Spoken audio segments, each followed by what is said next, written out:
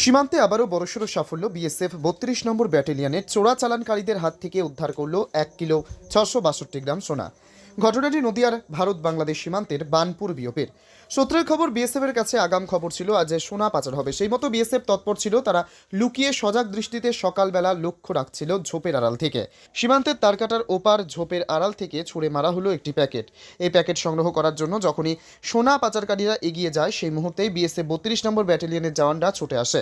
BSF আসছে দেখে তড়িঘড়ি সোনা ফেলে পালিয়ে যায় পাচারকারীর দল। উদ্ধার হয় সোনা, যার বাজার মূল্য আনুমানিক ১,৫৬,৬,১৮০ টাকা। বিএসএফের ৩২ নম্বর ব্যাটালিয়নের বড়সড় সাফল্য। তারা সীমান্ত সুরক্ষার পাশাপাশি চোরাচালান বন্ধেও যে বদ্ধপরিকর। উদ্ধার হওয়া সোনা শুল্ক দপ্তরের হাতে তুলে দেওয়া হবে বলে বিএসএফ সূত্রে খবর।